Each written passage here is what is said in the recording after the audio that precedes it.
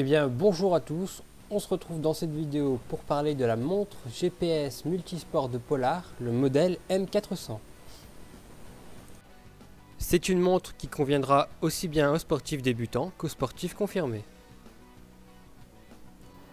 La M400 est une montre de sport et son design s'en ressent puisqu'il est assez marqué, assez épais. On peut imaginer la porter au quotidien mais elle ne pourra pas forcément convenir à tout le monde. Elle dispose d'un écran carré non tactile ainsi que de 5 boutons métalliques situés autour de la montre.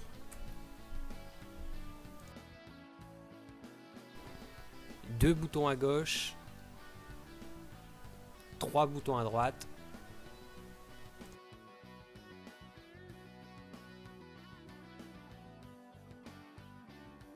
Avant de parler de la montre en elle-même et de ses fonctionnalités, on va d'abord parler de sa configuration. L'idée est de configurer la montre en fonction de votre profil, en fonction de votre activité, et ceci dans le but d'enregistrer l'activité que vous allez avoir de façon très précise. La M400 étant une montre multisport, il va falloir dans un premier temps configurer et charger les profils sportifs sur votre montre. On voit ici que 3 profils sport sont chargés et on peut en charger jusqu'à 20. Un profil sport, qu'est-ce que c'est? C'est en fait le sport que vous souhaitez pratiquer et pour lequel vous souhaitez enregistrer les données. L'idée ici, c'est de pouvoir enregistrer les données en fonction du sport pratiqué de façon pertinente. En fonction du sport choisi, on va pouvoir paramétrer les données différemment. En ce qui concerne le restant des données à paramétrer, il s'agit de données propres à la montre.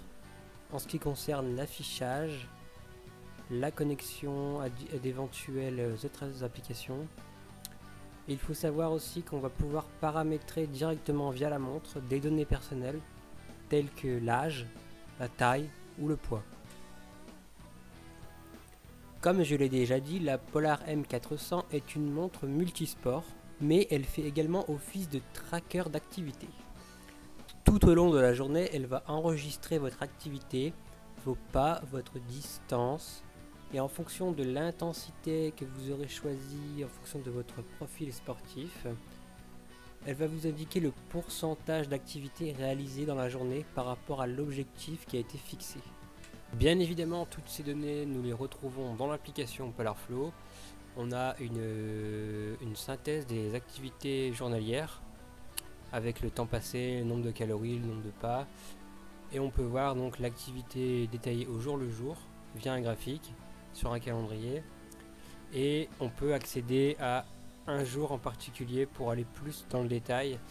Et chaque jour est détaillé minute par minute avec l'activité qui a été enregistrée. Passons donc à l'enregistrement des activités sur la montre. Donc on retrouve dans le menu tous les profils sport qui ont été chargés. Donc on peut lancer l'enregistrement de l'activité dès que le GPS a été détecté. Il faut savoir que le GPS est détecté relativement rapidement, entre 30 secondes et 1 minute en fonction des conditions météo et le niveau de charge de la batterie. Donc on retrouve l'allure, l'allure moyenne, le temps passé. Et une fois qu'on a terminé, on peut enregistrer l'activité, la synchroniser avec PolarFlow sur l'application mobile ou sur la web application, et donc on peut retrouver le détail de l'activité qui a été enregistrée. En ce qui concerne la qualité de l'enregistrement et la précision du GPS, on est sur quelque chose de relativement précis. Sur les courses que j'ai pu faire, les courses officielles sur route, on était à plus ou moins 300 mètres sur 10 km. Sur marathon, on était plutôt sur 800 mètres d'écart. Donc voilà, ça reste relativement correct pour le modèle.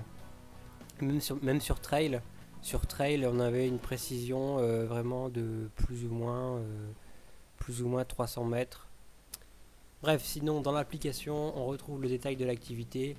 Donc là, comme on peut le voir, on peut même zoomer sur la carte et faire défiler la distance, voir l'allure en temps réel à chaque mètre, chaque kilomètre. Et donc les autres fonctionnalités très importantes, c'est la possibilité d'ajouter des objectifs d'entraînement. des entraînements donc post-entraînement ou pré-entraînement, c'est-à-dire qu'on va pouvoir ajouter le résultat d'une séance qu'on vient d'effectuer ou ajouter un objectif sur la course ou la prochaine sortie que l'on va faire. Donc on peut paramétrer en fait la prochaine sortie en fonction de la durée que l'on souhaite faire, aussi de la distance que l'on souhaite faire. On peut choisir le kilométrage qu'on souhaite réaliser.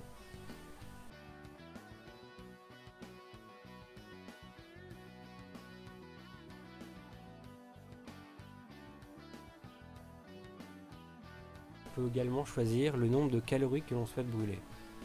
Enfin, dernière possibilité, la possibilité de programmer des entraînements fractionnés. Donc là, ça va intéresser bon nombre d'entre vous, j'imagine. Donc via l'application ou via la web application, d'ailleurs c'est beaucoup plus pratique sur la web application. On peut paramétrer donc une phase d'échauffement. On peut paramétrer le nombre de répétitions que l'on souhaite faire dans l'intervalle. Par exemple ici 10. On peut ensuite paramétrer soit la distance, soit la durée de la fraction. Donc là on va paramétrer sur 30 secondes, si l'on souhaite faire du 30-30 par exemple. Donc 30 secondes, voilà. Ensuite on peut paramétrer la durée du repos entre les fractions. Donc là pareil, on va indiquer 30 secondes de récupération.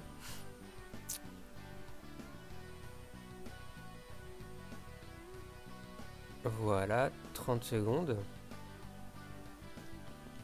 Et ensuite, dernière étape, on va paramétrer la durée de la récupération entre les séries. Donc là, on va mettre 3 minutes. Et donc comme ça, on peut déterminer un objectif d'entraînement par fractionné. De retour dans le menu de la montre, on retrouve un journal qui regroupe toutes les activités journalières et tous les enregistrements effectués via l'activité avec le GPS. On peut remonter sur la montre à un mois d'entraînement et d'activité. On peut voir voilà, chaque jour le résumé ou alors le résumé de l'activité qui a été enregistrée ce jour. D'ailleurs, un petit mot sur l'autonomie de la montre. On est sur une autonomie très intéressante puisque je la recharge globalement tous les 15 jours on va dire. Et sur une course, j'ai déjà réalisé une course de 8 heures, donc elle a tenu 8 heures. Une autre fonctionnalité de la montre, c'est ce qu'on appelle un test fitness, qui permet de mesurer ce que Polar appelle le Polar Own Index, qui est comparable à la VO2 max. Et pour réaliser ce test et estimer cet index, il faudra utiliser le capteur de fréquence cardiaque non fourni avec la montre, et qui se trouve donc à acheter à part au prix de 69 € je crois. Enfin, on retrouve un onglet favoris qui permet d'enregistrer en fait des séances types que l'on souhaite réaliser à tout moment. Et donc via l'application, on peut enregistrer donc ces entraînements, les mettre en favoris et ensuite on peut les réutiliser à n'importe quel moment. Dernière petite chose, on peut choisir l'affichage du cadran de l'heure. Donc on peut afficher une horloge, une montre digitale ou alors sous cette forme avec l'activité du jour ou alors sous cette forme avec votre nom. On retrouve aussi un bouton pour le rétroéclairage de la montre. D'ailleurs, on peut regretter que ce rétroéclairage ne soit pas toujours actif, donc on ne peut pas le garder actif. Quand on court dans le noir, c'est pas toujours pratique.